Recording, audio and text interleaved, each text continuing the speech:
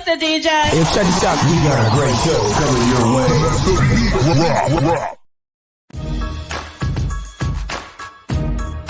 From the ECSI Sports Studios, it's the Midday Market Report with Jeff Dawson.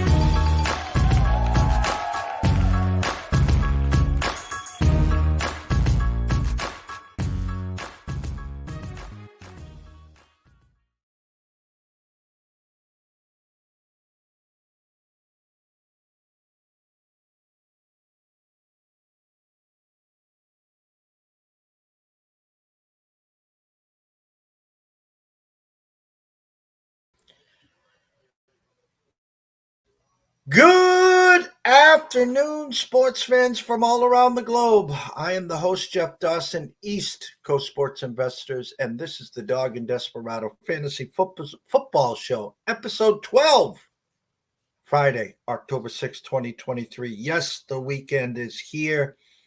Fields of Dreams last night with the hookup to DJ Moore. That's the Fields to Moore we were looking for early in the draft process there. Cole Kmet, Shawn will talk about heating up, especially in the tight end spot that in fantasy football has been pretty dry this year. So it's nice to get your hands on someone that looks like they're trending forward with a quarterback that's getting a little more comfortable the last 2 weeks. Waiver wire pickups. I did have Sam Howell to Logan Thomas in a couple spots last night, and I did pick up Logan Thomas on bye weeks. The bye weeks are here, so he had a good game. Moved Curtis Samuel in, who put in about 18 points as well. So a good fantasy start to the regular season drafts, but we're here to take down the Millie week 5. Shawn's got a lot of information to talk about. A couple highlighted games. No Bills, no Jags, no 49ers or Cowboys. So the slate is shortened. And then on Monday night, Green Bay and Vegas as well. So slate shortened with the bye weeks. No Justin Herbert and a few other cast of characters. So Shawn's got his work cut out for him as we try to, I don't want to say be contrarian, but there's some public point of views that I think the whole world will be on, and it's tough to take down one of these big prizes, unless it's like a bingo parlor like last night, where there's 50, 60 winners or so. But without further ado, let's bring the fair and one and only, Mr. Shawn Childs. Good afternoon, Jeff. How are you? I'm doing great, Shawn. I was working with Anthony Pepe in Canton last night for the Sports Map Radio, the national radio show. And as you know, had to tiptoe to South Boston to get my youngest, Kylie, from Logan. And so I saw the first half of the game, followed the second half on my phone. Give me your thoughts from a fantasy perspective, what you saw last night between the Bears and the Commanders. Really like the way the Bears offense flowed the last 2 weeks. They came out throwing, the run was secondary for Fields. He really hasn't had those massive running games, and he hasn't even had the rushing touchdowns the last 2 weeks. But his hookup with Moore is exceptional. Really kind of made a couple of tough catches, and he turned them into big plays. And I think he really, in the first half, he could have had another touchdown that they said he went out of bounds. Mooney had a really good chance in the opening drive. I think that the one that Moore scored on, he actually hit him on a pass, and I think Mooney turned towards the ball too early. If he would have kept on stride and maybe caught it over his shoulder, he might have caught the first, long touchdown. But for Moore owners, they were saying, throw it to our guy. So he, Moore can, make plays in space and, beat a defense over the top. So it's a really impressive start. And the way, Fields threw the ball against, Washington, which was supposed to have a better, obviously top defensive line and better defense. It was a pretty impressive game. And, but the coaching staff has to do a better job. Really, second game in a row, they really played conservative in the fourth quarter, trying to hang on to lead to try to get the win.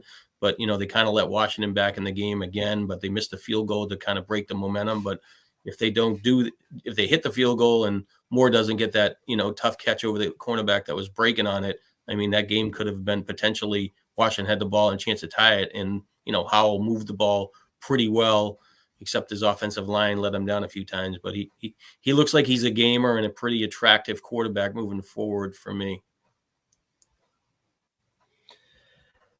Going back to this summer, as we're building our teams, as we're drafting every night in the high stakes leagues, early in the process, the top quarterbacks, Shawn, the Jalen Hurts, the Mahomes, the Josh Allens were going first, second round. Joe Burrow was hurt, so you knew if you were getting a Chase team or even T. Higgins that at that 3 in the front end at that 3-4 turn, you could have got Burrow discount, which so far this year is killing a lot of Chase Higgins Burrow teams there. My thought process was I got to get into a Justin Fields team somewhere, and if I'm getting Fields, I'm going to make sure that I'm going to get more and have that hookup there. A guy that for 300,000 reasons can put up the big game, the 50 burger. As you talked about, he hasn't even started with the rushing touchdowns, but that DJ Moore factor has been huge for him. So as you get later in the season, then of course, make it to the big dance, that 3-week sprint for 200,000, 300,000, 500,000.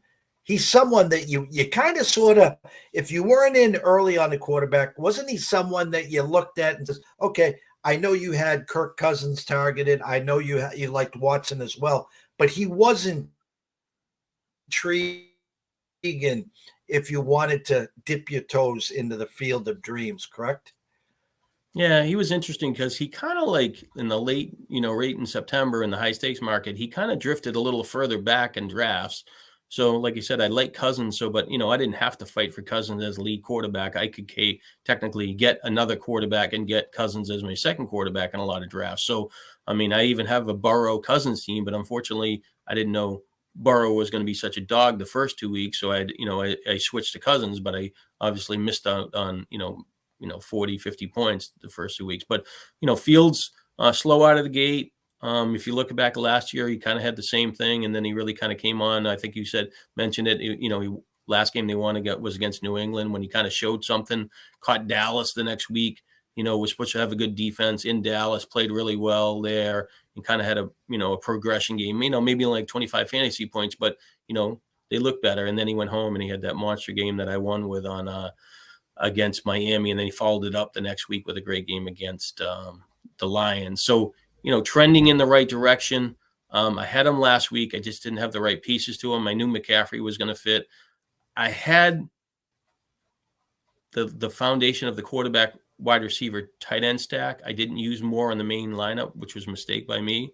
I had McCaffrey after, Elijah Mitchell kind of was downgraded on Saturday and it looked like he went play. I thought McCaffrey would, definitely get that second touchdown and get 30-something points. Didn't expect Arizona to play as good offensively to kind of push the game to help McCaffrey even go further. But he had the impact game, but I didn't fill the pieces. I had Puka on some teams. I had the running back Kyron Williams on some teams. I had Herbert on some teams.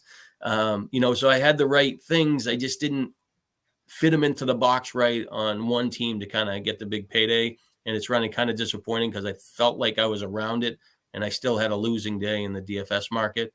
And of course, me having success with Fields, thing, I can't just in the single lineup yesterday is like, oh, I'm going to go with Fields and Moore and whatever. And, kind of box it. I got to, I got to be the sheep and like, oh, Washington's going to move the ball against whatever. And then, things happen in the NFL. A team jumps out the big lead. It changes everything. It takes Brian Robinson out of it. I mean, he has a clunker. It's not right. He really got a chance and they ran the ball. So it's the world of the DFS market and realistically in the fantasy season long, nothing's as easy as it always seems. And, the star players eventually will rise to the top and Fields is becoming a star. And, the Bears defense can't play well enough for them to win a lot of games, but I think the Bears offense is going to be much better going forward. especially good schedule. I heard before we came live. Sam Howell shotgun and threw the ball or was in throwing position 55 straight times, which has got to be a record in the NFL at some point. Bye weeks, injuries. I mean, it's part of what we do. It's the hardest part, especially in football. You're a high stakes Hall of Famer. In baseball, which is a 6-month marathon. So, someone gets injured, he's on the IR for 10 days, or you even hold people that might be on a month to 6 weeks. For us in the high stakes fantasy regular season, it's not that easy because of, it's a 13 or 14 week sprint. It's win the regular season or win the head to head, or at least get enough points to get into the dance. So the waiver wire, I think, is not talked enough, Shawn, in our lanes. There are some people that talk waiver wire, but to win national titles in the high stakes market, it's drafting a good team. It's putting your best lineup together, but you have to be successful in the waiver wire. Can you go into depth, or at least tell people the thought process on a week to week on the waiver wire? And again, to hold, to cut bait, you drafted some guys that you liked for a reason. They're just not doing anything. And so each week you go into the waiver wire like, oh my God, like this week, someone dropped P. Ryan, someone dropped Bigsby, someone dropped Tajay Spears. They're waiting holds for some people, and some other people just have had enough and have moved and turned the page. I guess the best example to kind of explain the waiver wire is, the Javonte Williams, McLaughlin. Is it McLaughlin guy? This week, he was available in a lot of leagues. He was cut last week, and I have Javonte Williams in a lot of teams. Obviously, he gets knocked out of the game early. Not sure that he would have had a great game. I'm not even sure that he would have got the touchdown that Denver scored on rushing, but he hasn't produced as expected. But he's still a guy that I'm vested in. So when I go to the waiver wire this week, you look to set your lineups, and McLaughlin's out there, and that potentially he could get 50% of the action. He's kind of a quick, smaller guy, and he's looked pretty good. So you want to cover yourself. So you're looking at your starting lineup is like, do I have to start this guy? He is also probably the most important player to me, or potentially to the guy that has P. Ryan, because the P. Ryan guy might feel like he's getting jumped. And then other people that are going to bid on him, might have other options. Maybe they have somebody on a bye week. So, and then there's other teams that you don't really need them. So I always think that when you're on the waiver wire, there's 3 levels of thing. What is the price to must have for a player? What is the fair market value, and what is the token value? And then the token value is more of, taking your shot on a player that could be helpful, and you don't want it. You want to keep them away from somebody else. And why let a good player potentially fill the back end of somebody else's roster? And sometimes you don't have a cut on your team, so you can't do that. But sometimes you do have somebody you can unwind. So in this case of Denver running back, I had some teams that I felt as though, based on how I was looking in my running back structure, that I was going to have to start him.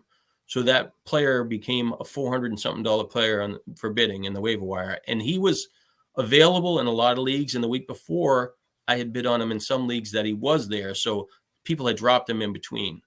So in one NFFC team that I know that I was needed to play him, so I looked to see who dropped him first, right? And it's a good owner, and that owner had $390, say, right? And I had maybe $800 or $900, right? Or maybe he had $490, but whatever his price is. So the player that dropped him and had him is most likely going to want to get him back if things change that quickly. So, I look at that, and I go back and I look, all right, when the similar player gets dropped, what did those players go for, and what were the runner-up bids, to try to give me a range from league to league of what's the market. And I know that each situation is different, and we don't know if Williams is going to be out that long or how long. I was hoping for an update that he was, so we would know to kind of maybe lower the price. So anyway, so, if I had to play him, he fell in a range where he was for something. If I was buying insurance, in the market value price for me was like in the 300s, 320 or something. And then like if I had to go a token bid, maybe 159 or something, depending on the team, if I thought I needed a little more help, maybe a little bit higher. Unfortunately, I was not high enough. I did not get him on that many teams that I bid on, considering I bid a lot and I have Williams on a lot of teams. So in my case, I, underbid what I should have, but there is so much money in fantasy dollars out there in fantasy football, and there's just not enough inventory to support 12 teams spending $1,000 during the year. So when you got to make a move, you got to make a move. Unfortunately, it's a beginning where the less experienced players are have played enough where they know they have to shove 500 sometimes on this 1 week wonder that might fill a couple of weeks and bridge you, because to manage a team for football, you only really need $3 or $4 a week to make it through the season. So if you leave yourself $100 with 6 weeks to go, 7 weeks to go, you can negotiate it. You're not going to get the best player of the week, but you can mine the field a little early. If somebody gets dropped, that's pretty good. You're probably out of the equation for sure. But a guy that's hurt, gets dropped, and he's out a few weeks, you could probably get him, buy him early, and hopefully comes back and helps. So like I said, there's 3 levels of it. Engage in the market, comes from experience, but it also is a changing environment that you have to adjust to each season. And this year, you want somebody that's going to get a chance. They're pretty damn expensive in the high stakes market. And, at the home league, the quickest to the computer wins the game. That's a whole different world. And it's not even, the same comparison, because, 3 teams in a 10-team league compete, 3 teams don't compete, and the others just kind of like show up on Sunday. So it's just there's a whole different world in fantasy. It's funny you're talking about McLaughlin. I do have Javonte Williams in a bunch of spots. Late in the draft process, McLaughlin's name was popping up. I think he might have had a good preseason game, or there was some talks about him. And they did spend the money and bring P. Ryan in. I might have actually drafted him in 1 or 2 spots. He was one of the first cuts, obviously. I'm nervous about Javonte Williams. I talked to someone out in Denver, and they think that he came back too early. I would rather hope he sat for a couple weeks to get healthy for that second half push and hopefully the playoff push. But I used the 189 as hey, if I get, I learned from the best. I learned from you. I used the 189 bid as basically, hey, if I get him for 189, I'm happy. I'm blessed. The ones that I wanted to go after him, I used the 339 bid, and I got him in a few spots. The one spot I had Javonte Williams that needed him, I bumped it up to 389, and I got trumped by a 429. So you're right. And I had money to spend. It's when I only had 519 versus the 789 or the 800s is a line. But as you said, in the long season thought process, you can maneuver this real well. And the fact that Wednesday and Saturday. So as the season gets longer and I get shorter in money, you're right. I'm not going to get the big names of the week, but we can always go back Saturday and cherry pick and at least fill some holes. So if we needed to lean on any one of those pickups, we can always plug and play for Sunday. Yeah, I would think that a player like this week on Sunday, like Foreman from the Bears, has got to present himself. Johnson had a concussion and Herbert had an ankle issue. So, you spend a couple of dollars and you throw him on your roster, and, maybe next week that, the one of the 2 issues doesn't clear up and he gets on the field, and you take a flyer and you see what happens. So, that's what happens when you're playing in these games. And I get lazy. I don't want to spend, I'm spending football, 5 days a week, Monday through Friday, working a lot, looking at football. And do I want to really run through, 60 teams on the waiver wire on the weekend? I try to look, if I got flaws and I make mistakes and I see it when I'm setting the lineups on Thursday, I kind of write it down, and I know I want to go back to a couple teams. But in general, If I don't have a dead spot, it's, I'm probably going to go with it unless something changed. And I think like the Bears situation with Foreman might be a little different than most weeks, because there is a player that potentially has had success and he might get a better opportunity next week if Herbert isn't playing. So just something to keep an eye on, and it's kind of a week-to-week thing. Let's jump on into this week's Millie Maker on DraftKings. Again, no Bears, no Commanders, no Jags in Buffalo because they play in London at 9:30. No Cowboys, no 49ers. They play at 8:20 on Sunday. And then Monday night is Green Bay and the Raiders. The two biggest over-unders, obviously, Minnesota. Where are we here? Minnesota, Kansas City, 52.5 there. That's a 425 game. And the other one, where's my eyes now? I had one other one for you. Miami. Giants and Dolphins. Yeah. I had a 51. The market's now down to a 47.5, maybe 48. We talked backstage about the problem maybe with a Miami stack is you might not get the flow or the pushback from the Giants. So I turn this over to you here now. Your initial thought of the board, and then you can start at quarterbacks and go from there. I guess when I was first looking at it from, it's helpful that this Sunday there's only there's 10 games, right? There's a couple 4 teams on a bye week and one game in London. So 10 matchups kind of narrows the field right away. And then you feel as though, like the Ravens are going to Pittsburgh, like there's not going to be a lot of action. And I would think that, maybe Andrews has a chance. He played well last week. He doesn't have a great history. I don't think he's ever scored a touchdown against Pittsburgh in his career, but, still, that's still only a short sample size, like 8 or 9 games. And then you have, what other game is low score in there? We got Houston against Atlanta. Atlanta wants to run the ball, has a couple of options, the running backs and maybe the wide receiver. Houston's offenses look pretty good throwing the ball, kind of intriguing all around, but that side of the game, even Arizona side doesn't look like it's should be that explosive. So, Giants, I mean, this, I would say there's 4 or 5, 6 teams that you kind of think there's not going to be much out of. And then at the high end, you got Mahomes against Minnesota, but Kansas City has a decent defense, and Mahomes doesn't really come to the table with big playability anymore. Kelsey's averaging 9-something yards a catch coming off the injury, 12-2 in it last year and 12-something in his career. So, can he get Kelsey going? Can the Vikings get out to the lead and kind of change the tempo? I mean, I think Kansas City can score and they will move the ball, but, maybe, have longer drives and stuff like that. They'll try to run it and dink and dunk up the field. So, maybe that over-under isn't as exciting as you think. Jefferson, is the big play guy and the secondary receivers are good there. But, it's hard to fit in Jefferson at 9,200. And then you have, Philly going to the Rams. Kind of an interesting game because beginning of the year, I thought the secondary for the Rams could be exposed by a wide receiver. San Francisco had a couple chances earlier in the season. Cincinnati really didn't have the window. Chase had a big game, 12 for 141, I believe.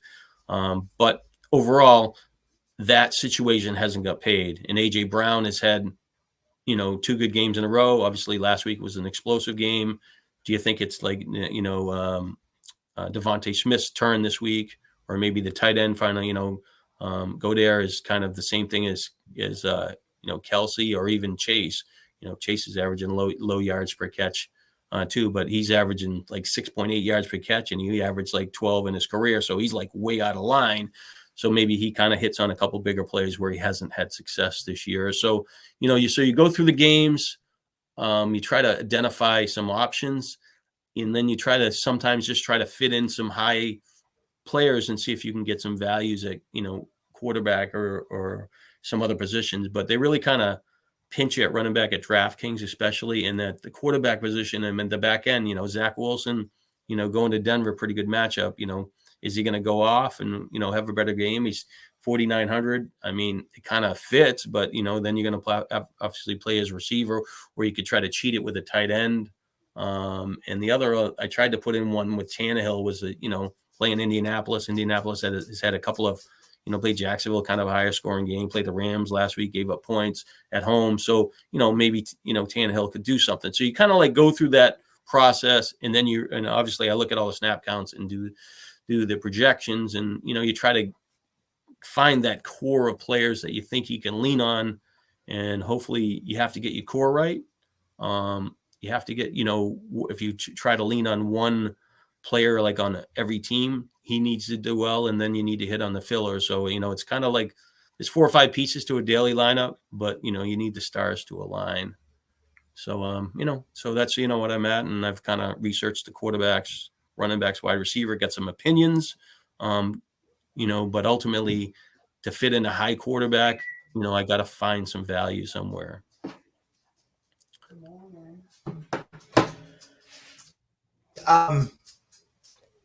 We've talked in the back. I talked to you last night while I was on the road. I'm just going to look at a few games. I'll bring up the Houston, Atlanta.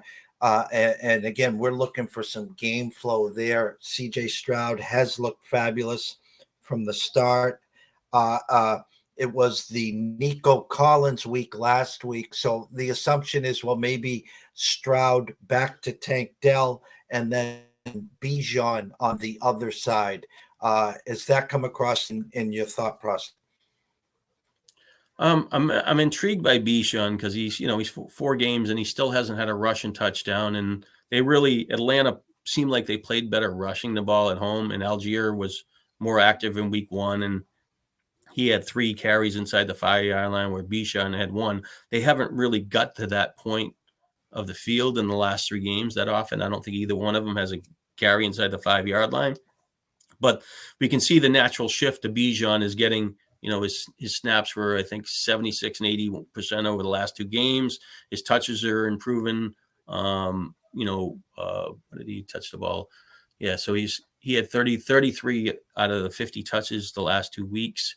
In the average 78.4% of the snaps. So Bijan is kind of showing his stardom, but they still have to commit to him at the goal line. But at 7,700 at DraftKings, he's 8,200 at FanDuel. He needs a 30-point game, which requires, 100 yards, 3-point bonus, a touchdown. That's 19 points. And then he has to get some stuff in the passing game. So I'm intrigued by him. I think he kind of scores. On the other side, Houston has, they were one of the best, one of the worst defenses in the league last year against the run. Even this year, they're allowing 5.2 yards per rush to a running back, and 21 catches for 130 yards. And running backs have touched the ball like 31 and a half times. So there is plenty of opportunity there.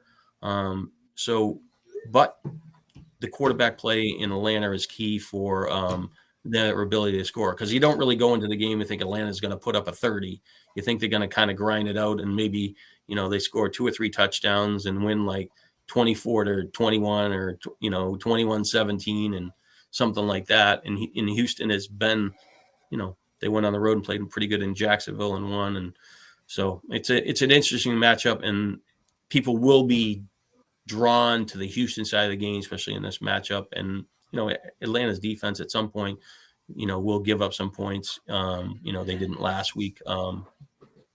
They played better than expected for me anyways. Shout out to Big City, Michael Dombrowski. Shout out to TJ. Shout out to my cousin Debbie. Long time no talk, or see, I should say, Deborah. Maybe we'll catch up sooner than later. Hopefully not as late as Christmas Eve. So love you. Thanks to everyone watching and listening. Quick question, Shawn. 18 PPR. Need 2 running backs, 2 wide receivers, and a flex. Has Saquon, Karen Williams, A-Chain, Hall, wide receivers, Lamb, Waddle, and Pittman. I don't don't know if Saquon's going. He was trending that he was. I have no idea there. I don't know anything on Karen Williams. I know when I didn't get McLaughlin, I got Ronnie Rivers on every spot and overpaid for him in a few spots. A-Chain, last 22 touches, 6 touchdowns. Brees Hall, no pitch count. Lamb has been Lamb. Waddle is the sexy breakout game. You know, Hill's had a great start. Waddle has been banged up a little, hasn't been seen. And Pittman quietly doing the job, and Richardson's been the big, has been the real deal. So thoughts on that decision that this gentleman has? Well, you got A-Chain's a lock. I mean, Miami should score in this game, and even if it's a split, I think A-Chain would score, get his stuff. He's been explosive. He's got, even he's had like 4 big runs. He's still averaging 6 yards a rush on his other 20-something runs or something like that. Scores 6 touchdowns. I mean, is he the greatest running back we've seen in the history of the NFL? I don't know. We'll wait and see. But for now, he has over the last 2 weeks to start his career.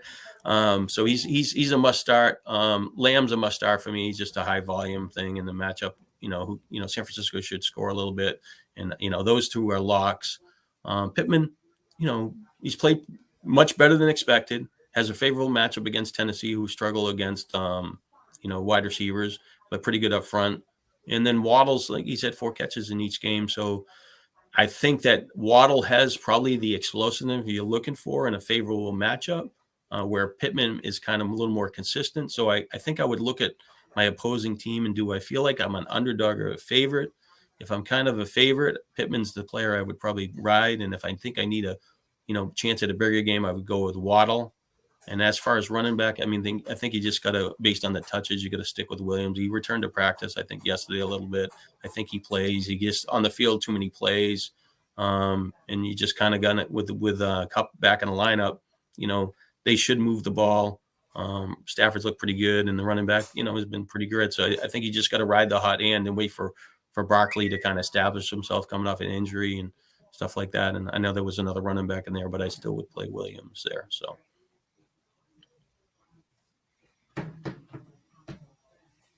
Williams, A-Chain, and Hall. When Hall has touched the ball, Shawn, he has made some big ones. I just didn't understand what was going on.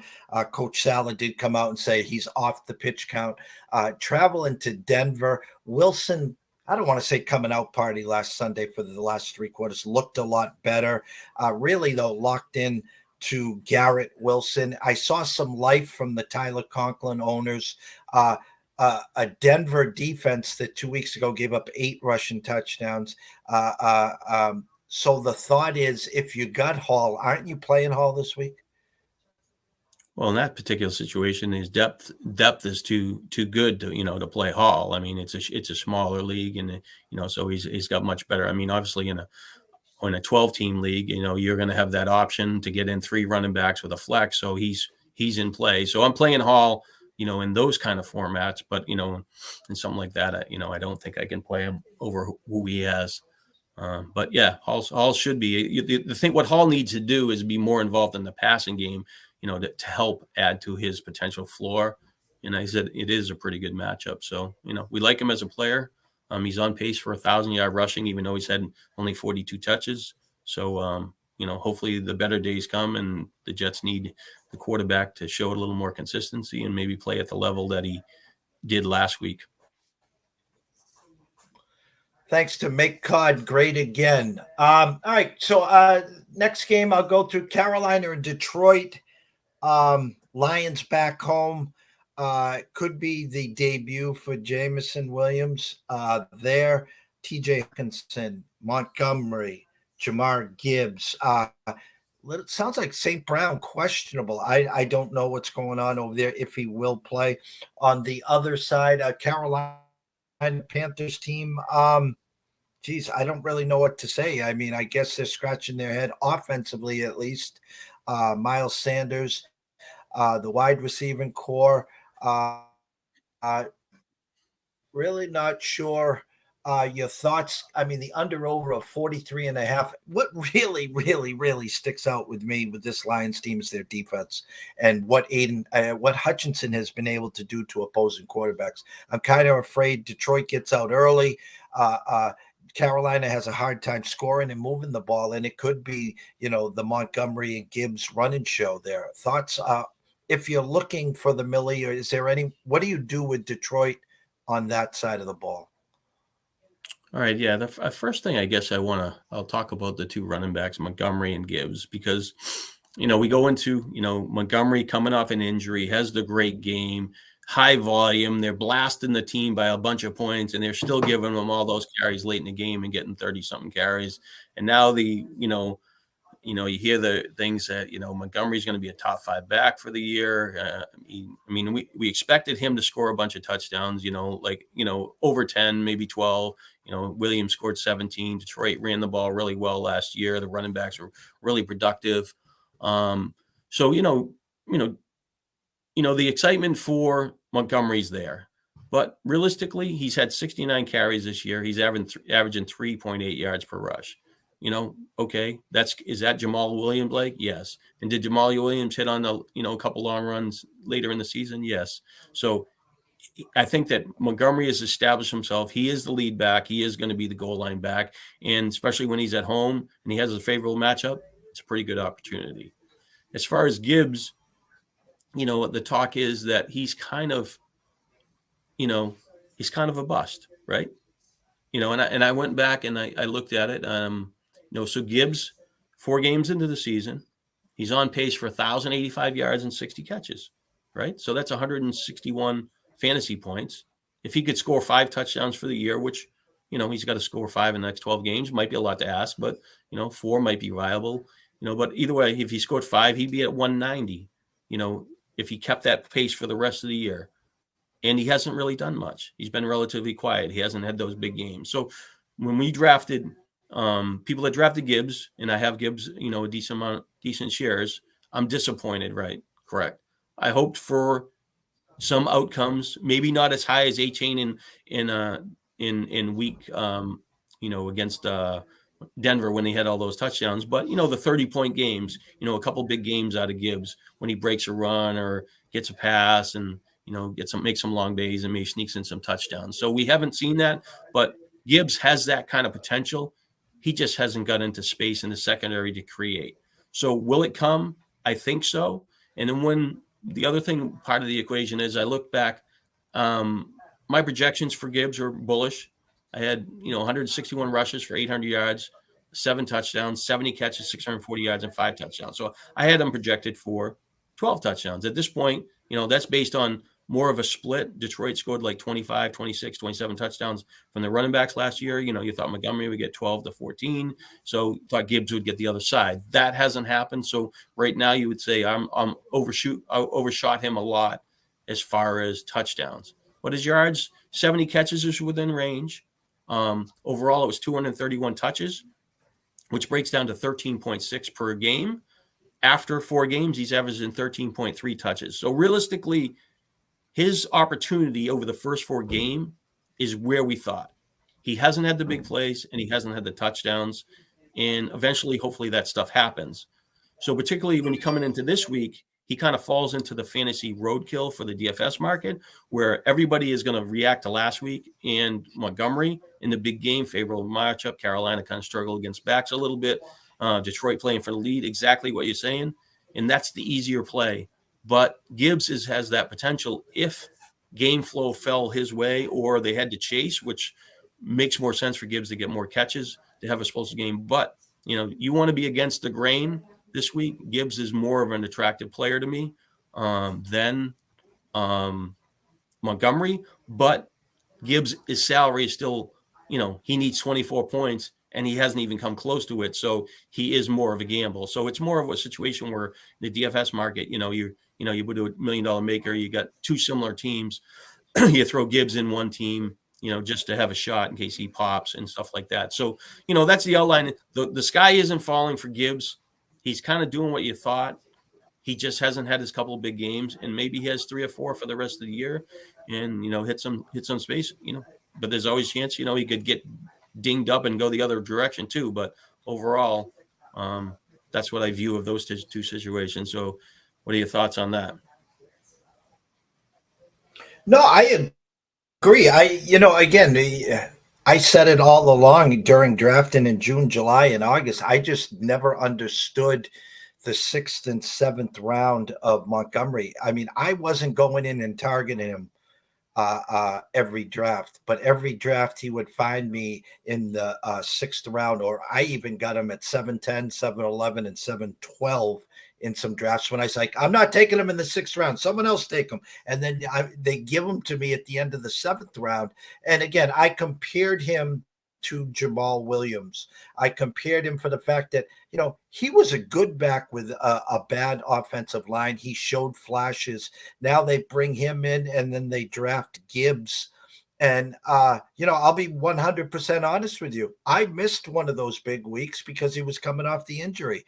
And I'm like, well, you know what? Short week coming off the injury. I'll pass. And as you said, the game's done. It's out of hand. The game's over. And he's still getting the ball. He had 32 carries that game. So, for me, I don't care who's in front of him. I'm putting him in my lineup as a starting running back. And I guess the follow-up question to you, Shawn, is for regular season guys that drafted Gibbs in that 3rd round, high expectations that, as you said, are a little disappointed. Moving forward, are you still playing him as an RB2, or does he now become a flex option until you can start scoring some more and getting more touches? I'm going to stick with him and play him because I think that he does have the explosiveness I'm looking for. And realistically, he's the 26th running back in fantasy right now, in PPR league. So he's ranked 26. He's done nothing. So if your RB2, is the 18th, you feel pretty good. Like, you're beating half the field at the second running back position. Obviously, if you drafted a running back strong team, you feel a little bit better. You could have 2 good guys up front. I know Kimmer's got a team that's got McCaffrey, Pollard, Kyron Williams, and Gibbs. Well, all right, I can see you're going to sit Gibbs in that situation. You probably had it wrong a couple of weeks already. I mean, Pollard and McCaffrey are locks, but, other situations where, you drafted 3 good wide receivers, you got 1 decent running back, and you got Gibbs, and Gibbs hasn't, lived up to expectations. Well, even if he's giving you 9 to 10 points, you're kind of hanging in there. You're hopefully that you're creating an edge at other positions. I try not to, I don't think the backup depth at running back position is that great anymore. So or at this point of the season. So, the replacement level isn't that high anyway. So, you might as well keep the player that's kind of explosive. A couple of years ago, I had Ridley drafted in his rookie season, kind of had a couple quiet games, and, he looked like he scored a touchdown and had maybe a 12-point game, but low targets that week. And then you're like, oh, should I put him in? He looked a little better. Nah, I don't put him in. He scores 35, 40 points the next week and he's active. And then he progresses from that point. But I mean, you want to see a signal first, and Gibbs hasn't given us a signal, but it's running backs and it's hard to get, better players on your team. And, especially in a 12-team format where, people are pretty competitive and know what they're doing when they're drafting. So, but I'm going to stick with him because I think he has explosive. I think he'll finish as, rank a lot higher than he is right now, and I think his better days are coming. I'm hoping it's this week, and I'll probably have him in the DFS market, but it's not a lock. But, like I said, eventually it will come. I'm going to go down to Cincinnati, Arizona. We touched upon the struggles of Burrow, struggles of Chase, T. Higgins, goose egg week 1, I think 28 points week 2, banged up again week 3, banged up week 4. Doesn't look like he's going. You'll never get a better number on Cincinnati here. My true number was a 5 with a 42 down to 3. Maybe going to go back to 3.5 at circa. My point is here, if they're ever going to shine, it's going to be this week. I talked to you backstage and last night. You got the free bingo card with Tyler Boyd with the assumption that T. Higgins is out. Knowing you for a long, long time, Mr. Childs, I would be very, very, very disappointed with you if you don't have in somewhere a Burrow, Chase, and Tyler Boyd this week. Yeah, well, when I did the whenever I do the projections, sometimes when I'm going to bed and I'm not really asleep, I'll go and look at DraftKings and try to put one lineup in or a couple of them just to kind of, it gives you the first early feel of what you can fit and something that stands out. And, immediately, Burrow's been a bum, Chase has been a bum, Gibbs has been a bum. So I'm going to put these three bums in together. I'm going to put Bijan in because I like him this week. Put in Boyd, like he said, because of Higgins is going to be out. Put in the Philadelphia bum tight end that's done nothing. So now I got a bunch of bums in a lineup. I put the Jets defense against Denver because they're cheaper. And then I have to fill a couple players. And, you want to see what happens. And I think I put Olave because he, basically shit on me last week and gave me, nothing when I thought he, would be okay at home. So it was the all bum lineup. So, but that's where I started. And I haven't put the secondary. But obviously, as I move on, I've researched the team and stuff like that. So as far as we're going into the 5th week of the season, Burrow's the calf injury has been a problem for him. But he ranks 31st in the league in passing yards. And this is probably when I'm looking at passing yards adjusted for sacks, 728. There's only one quarterback, or one team worse than him or worse than the Bengals. And that's the Jets. They got 712, right? So you're comparing Burrow to Zach Wilson at this point, the season. Should I play Zach Wilson over Burrow? So he's got 2 touchdowns and whatever. So in the, as far as Chase, I'll give you this kind of the same example as Gibbs. He's been pretty bad. And the problem with him is he's just working so close to the line of scrimmage. He's gaining 9.8 yards per catch. I mean, that's below a tight end, league average for tight ends. I mean, the year before he was 12 and that was disappointing. He was 18 in his rookie season. Cincinnati only has 4 completions over 20 yards, lowest in the league, disgustingly low. But Chase, as bad as he's been, he's only had 1 good game, 12 for 141. He's on pace for 123 catches and 1,200 yards and no touchdowns and 174 targets. That's a pretty impressive target number, pretty impressive catches. He just doesn't have the yards. So, Arizona, they've been okay against wideouts, but they're averaging 14.7 yards per catch. Last week, the 49ers completed all 10 of their passes to their wide receivers for 186 yards, and Ayuk did most of the damage. You'd like to think maybe Burrow could have some of that, but, Cincinnati doesn't have Christian McCaffrey running out of the backfield to command all the attention either. So, but anyway, Chase is, I have him rated high. I looked at it this week. I was going to downgrade him a little bit, but Burrow's. Some of my projections are still living off 2022 because I have 4 games of action, but I still have 4 games because I use 8 games to start the year from last year, kind of their average to kind of have a baseline to hopefully wash it out. So, I got 4 games of last year, which we haven't seen. I think the Bengals, they're averaging, I got that somewhere. I think they're averaging they averaged 378 yards of a game last year in offense, and they're at 252. It's disgustingly one of the worst teams in football. So, it makes sense they could have a correction game, and Chase would be the guy. He's not free. He's 8,000 and he needs 32 points. And last year he played pretty well, but he had 4 games in a row, I think from week 2 to week 5 for 54, 6 for 29 in 1 touchdown, 4 for 81, 750. I'm that's where he's actually doing better than that this year, believe it or not, after the first 4 games, other than the touchdown. So, and then he put in back-to-back 32-point games. So we'd like to see a little momentum going in the right direction, maybe a 20-point game and then pop. But, he's a guy that's potentially he could beat you this week, and I think you got to have him in the mix somewhere. And I will have my shares of Burrow and Chase just because I am, hung up on the player, and I think he is one of the best wide receivers in the game.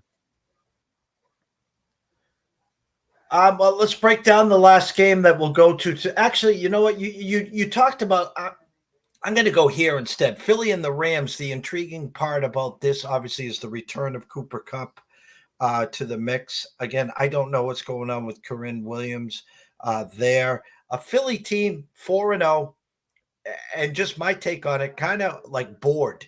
going through the motions. Uh, uh, I use the word bored. You look at the demeanor, you look at some of the facial expressions of Jalen Hurts, and it's just like, I don't know. It's a weird feel. AJ Brown bitched and whined for the after the first 2 weeks. He's been the focal point. As you said, Godard has done nothing. Devontae Williams now is the ghost of the past. They're running attack. Week one was Gainwell. After that, it's been the Swift show. Under over a 46.5, now up to 50. So they've really pushed this one up. The initial thought process Vegas was telling me was basically in that 26-20 games, somewhere in that area. From a Millie Maker point, give us your thoughts on this game. And from a regular season standpoint, obviously, if you got Cooper Kupp, I assume you're playing him. I assume if you got Puka, you're playing him. What do the Tutu Atwell owners do there as well? Yeah, I mean, Kupp, you figure he's going to be on the field enough. I mean, a 5 for 50, 5 for 60 game, he's playable. I mean, and then if he scores a touchdown, so he's got enough experience. He is what he is. Philly's defense hasn't been as good as the last year. They don't have the insane number of sacks. And they could get some this week and they could play better. But I think that the Rams have showed enough offensively. And even last week, Philly struggling against Washington, that the Rams should score, forcing Philly to score and forcing Philly to throw the ball. I mean, they obviously would like to run the ball a little bit more and have a little more success. But as far as, Puka, I mean, you can't sit the guy. He's been a monster. So you got to, basically it helps the Rams offense having two good players. And Atwell is more a situation where, it depends on the team structure. I think that, he might work a little more of the, deeper patterns now and his targets maybe go for longer. But, his opportunities might be less. So, it's kind of like if you have, 11-point player that you think safe, you might want to play him. But if you want to gamble on him, I think that, the matchup commands, Stafford to throw the ball a lot. So, he's the one that's kind of the odd guy out. And it's, like I said, it's dependent on structure. As far as Hurts, like you said, they haven't played that well. And the Rams defense, I mean, they drafted that rookie defensive lineman or pass rusher that's done pretty well. And they have Donald, that's a pretty, one of the best players, getting after the quarterback. So, but if they can put pressure on the quarterback, that covers up some of their weakness in the secondary. And I just thought that coming into the year, they had a lot of young players, not a lot of high draft picks. Eventually, some team is going to really take advantage of them, really kind of bust them in the secondary and have some good games. Really, last week wasn't a good game because they were playing the Colts, even though the Colts did okay. But, over the first 4 games, the Rams defense or wide receivers have 44 catches, 527 yards, 1 touchdown, 79 targets. That's a pretty good line. Catch rate's not that high. They're not gaining a lot of yards per catch. Overall, better than expected. And even the quarterbacks are only gaining like 6.2 yards per pass then, which is really, really good. So, but, the 49ers did expose them a little bit, 28. Did expose their defense, the Rams defense against a run. So maybe, Philly runs the ball better and then create some play action passes and stuff like that. And you mentioned Smith, same thing, is the kind of a player that you don't feel good about. He had one good game, 4 for 131 and a touchdown, and he had 2 big plays, 63 and 54 yards. Last year he had 95 catches, 1,196 yards, 7 touchdowns on 36 targets. And if ranked as a top tier wide receiver. This year, I mean, he's on pace for 94 catches, 1,207 yards, 9 touchdowns, and 123 targets. But other than his couple of big plays and his other 20 catches, he only gaining 8.4 yards a catch. So they kind of keep him close to the line of scrimmage. And that's the same thing with the tight end. And that's kind of like probably more of an issue that we thought coming in the season because their offensive line was supposed to be really good, give Hurts a big window to get the ball downfield, make some big plays. And they've faced a little more pressure than expected and given up some sacks. So, and this isn't a good, matchup to have that same kind of problem because, the Rams can, put pressure on the quarterback. So Interesting thing with Smith, kind of think that might be his turn this week. He does have the ability to get downfield, but if he's working close to the line of scrimmage, and if it kind of hurts his explosiveness. So, and do you just go ride back AJ Brown for a third good game in a row, even if it doesn't have to be as great as last week? It still could be active game, 100 yards and a touchdown. Will it be enough to be a difference maker? So, and it's an interesting matchup from the Phillies perspective. And the Rams, I mean, I like what I see out of the Rams. They're playing better than expected, and those receivers developing is really a big win for the overall success of that team this year. The scroll has been going the whole time, Mr. Childs. Anyone not following you, shame on you. Please go over to Twitter, X, whatever you want to call it this week. Go over to Shawn _Childs. You can also find his work at Full Time Fantasy. And then please go over to fantasyanalysis.substack.com, where you can get all his information delivered right to your email on a daily basis. You can go check him out for pennies on the dollar, literally like $8 a month, and get not just fantasy football, fantasy baseball, everything to keep you on top of your game, to cash some tickets, as well as potentially take down the Millie. But you can finish it up and tell them what else you got, sir. Yeah, I mean, I actually I did the first run of the baseball thing. I gotta kind of do a better job of baseball earlier, because once football added the extra week of the season, I'd lose a week of baseball research, and I kind of have to figure out some way to put in 75 hours before January 1st on baseball content to kind of alleviate the middle of February, because football we get done July 1st with all the research. We got 2 months to kind of take the news, get a feel for inventory and stuff like that. Well, baseball, I might not have the projections, the good projections done until the third week. And we got 3 weeks later, we got a draft. And, we kind of need to look at it. So I ran through what happened last year, ran this fantasy points strategy article out there to kind of thing. And Ronald Acuna was the best player in the land if you drafted him, based on the stats from 2023 in the NFBC 12 team event. You gained 20 points in the standings by drafting him compared to last year.